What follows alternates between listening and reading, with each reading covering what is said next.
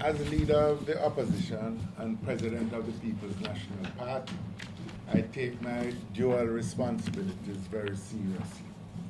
The role of the leader of the opposition is a constitutional position. Accordingly, there is a particular responsibility that is required to be exercised by me in relation to the passage of laws and ensuring good governance in the country. And we take these responsibilities very seriously. In this role, I will lead a team that will act as the watchdog of the people's interests. We see our role as protecting the rights of the people. This does not mean opposing for opposing's sake, but where we work steadfastly to ensure the development and progress of the nation as a whole, as we seek a Jamaica that works for all Jamaicans. As we did with the recent public sector pensions reform, where we voted yes in support of the passage of the pension bills yesterday, we introduced, of course, amendments that we thought were necessary if we were going to really have sufficient buy-in from all the sectors of the population, and if the legislation was in fact going to meet the real requirements of national development. On other occasions, as you know, we have refused to support the government, as we refuse to support their recent measures on taxation, where we made it very clear that our consciences did not allow us to support these taxation measures, which we thought were absolutely unnecessary, was it not for the ill-considered, politically motivated promises that were made. As president of the People's National Party, we are very conscious of the historic role of the party as being the leading driver in the national movement. This role indeed is fundamental in our vision of moving the country forward. Our commitment to equality of opportunity, our commitment to social justice remains at the heart of our vision of building a more egalitarian society in Jamaica.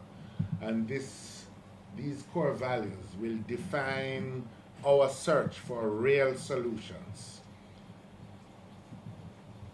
to the problems that people face at this time. It is these set of values to create a more equitable society, a society which offers opportunities for upward social mobility, that informs our view about the land question in Jamaica. And that is what I really want to speak to you about today. Land, access to land, opportunities for ownership of land has been at the heart of the strivings of the Jamaican people ever since emancipation 180 years ago, approximately. For many years, the issue of land ownership and land use has remained a serious and deeply troubling concern for the majority of Jamaicans. In some instances, generations of families at a time have wealth tied up in land that cannot be unlocked because of either the absence of a title, the reluctance of some members of the family to survey the land and distribute it among themselves, or because of the sheer cost of administering what the people know as dead-left properties, as their inheritance, or because of a combination of all three of these issues. We have land as an underutilized resource for most of our people. Not to mention the many thousands upon thousands, indeed hundreds of thousands, who have no access to land at all. Unlocking this resource, this capital resource, is a key objective of our approach to the issue of land and ownership. For many of us, the road to real wealth lies in our ability to show our land titles at the bank when we need financing, or to use them to convince the people who issue visas that we have ties to Jamaica that will make us always want to come back. Indeed, having a stake in this country is critical to the whole idea of considering Jamaica as your home. Land ownership provides farmers with permanency of tenure and is a foolproof assurance that they can safely plant a crop and nurture it to harvest. When you own the place where you live and have a title to prove it, you can explore all the possibilities that exist for raising a family and for ensuring they're stepping up in life. Too many of our people are described as squatters. Too many of our people have no stake in the country. We want everyone, even if it is a tiny square, to be able to own a piece of land or have the possibility of owning a piece of land, even if it is just a tiny square in a busy part of town. It is for that reason that as leader of the opposition today, we are establishing this special commission, which we are calling the National Land Ownership Commission. This commission is to explore all the issues related to giving the Jamaican people access to the ownership of land. They will recommend radical and effective strategies, systems, and mechanisms to significantly improve and facilitate legal ownership of land by the majority of Jamaicans, whether that is private land or the thousands of acres owned by government which are underutilized or which are not utilized at all. The Commission's practical initiatives must lead to a significant increase in the number of registered parcels of land in Jamaica through a simplified system of land registration that will facilitate easier commercial transactions and which will facilitate other wealth-generating activities as well,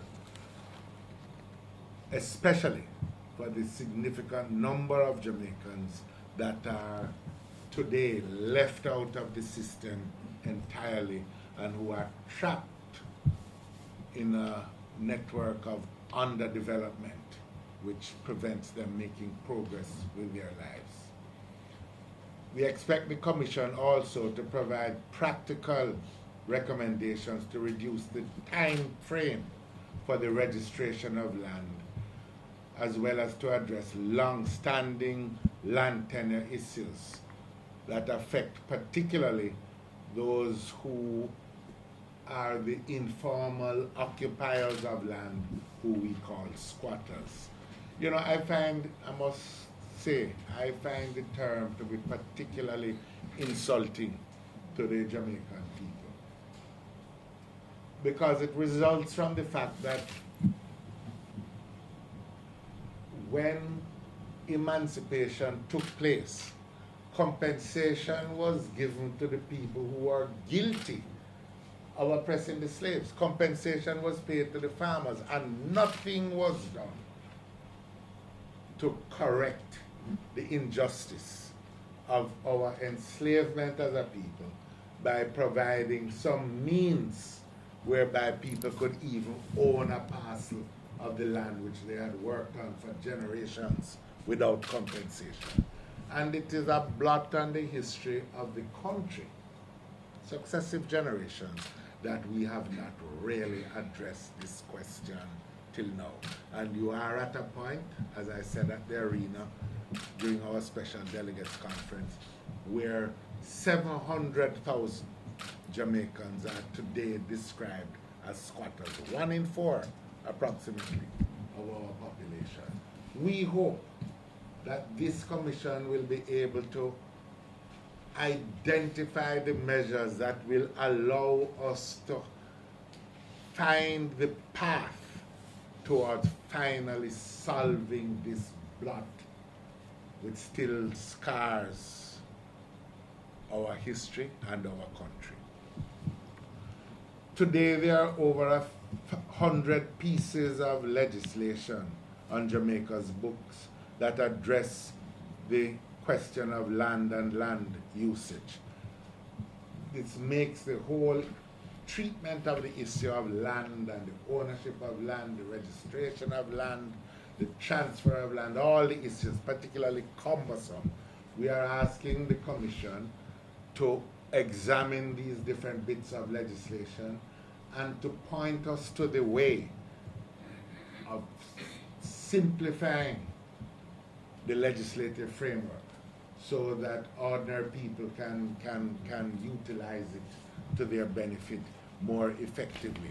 What we are seeking ultimately, just to make it very clear, is the guidelines that will allow a future PNP administration to hit the ground running as we seek to unlock these areas of wealth and once and for all create the foundations through land ownership of a more equitable, egalitarian society that is not divided between a few who own so much wealth and a majority who are too poor and are eking out their living on the margins of society. We are particularly grateful that Mr. Norman Minot, I almost said Manley, Mr. Norman Minot, has agreed to chair this critical commission. Mr. Minot is a senior partner at Myers, Fletcher and Gordon and is one of Jamaica's top lawyers with particular expertise in the field of real estate law and development law and with other matters having to do with land titles. He will be joined on the committee by Senator Sophia Fraser-Binns, who is also a budding lawyer of fewer years' experience than Mr. Minor, but of considerable expertise herself, and who has championed this issue in the Senate and elsewhere, and who is currently the spokesperson on land and environment in the shadow cabinet of the party. They'll also be joined by Ms. Stacey Knight, Ms. Lisa Campbell, Mr. Michael Vatsiana, Mr. Timothy Twaits, who is a surveyor, who all bring a range of expertise to effectively address the issues that impede the Jamaican people moving into the position as stakeholders and landowners in the country. The Commission is free to recruit other resource persons as they see fit, and I expect that they will also have wide consultations with other groups interested in the matter, including the Land Surveyors Association, the Bar Association, the Real Estate Board, and the like. We have asked them to deliver a preliminary report within 6 months, at which point we'll determine what next steps will need to be taken, whether they need to do more work or to adjust the terms of reference or in other ways. I want also in addressing this issue, to highlight that there are two main dimensions to this problem of unlocking the wealth in land. There are the farmers and the agricultural dimension, where it is estimated that about 40% of our agricultural producers, the small farmers, many of whom have their square on the hillside, have no title. And so they have no way of going to the bank and borrowing to plant their crop or do something, because banks need collateral. They can't unlock that resource. But apart from that, there is the other dimension of the problem, which is the house owners problem.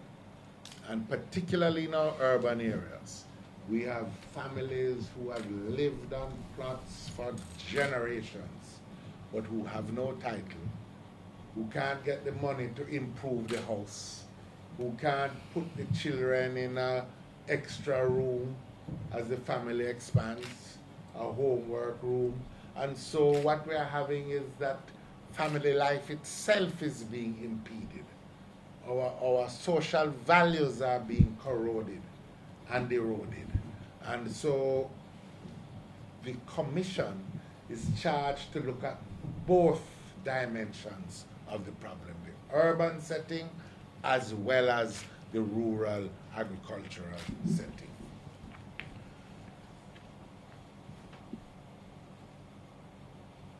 This is in fulfillment of the commitment that I gave at our special delegates conference, that we would be moving swiftly on this.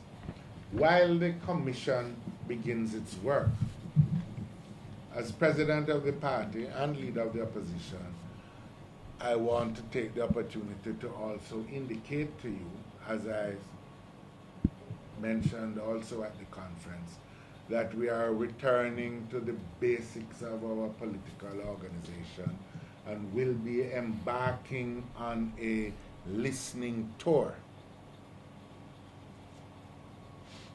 The first element of this to be implemented in the course of this month is going to involve our outreach to all the critical sectoral groups, beginning, as I said, in April, with the Jamaica Teachers Association, the farmers through the Jamaican Agricultural Society, the trade unions, the private sector organization of Jamaica, the Manufacturers Association, Chamber of Commerce, and all the others, the environmentalists, the human rights groups, and all of those.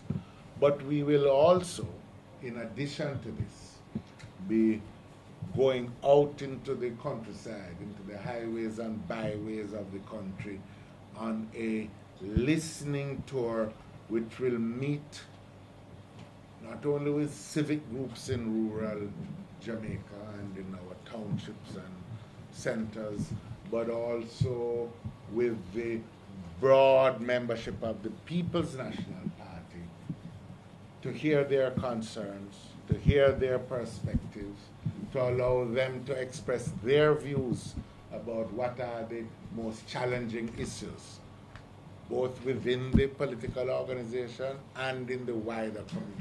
The pastors and the ministers fraternal, the teachers who are wrestling with the problems in the rural schools and addressing the practical issues that they encounter every day.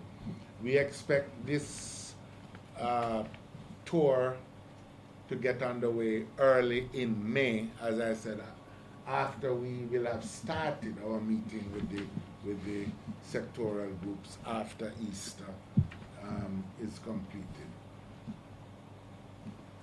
Finally, in fulfillment of my commitment that the PNP and the office of the leader of the opposition is open and welcome to all who are committed to nation building, I invite the public to contact us at 754-9310, that's the telephone number here at this office, or via email, leader of the opposition 876, that's one word, at gmail.com, or via Facebook or Twitter as Peter David Phillips or the People's National Party.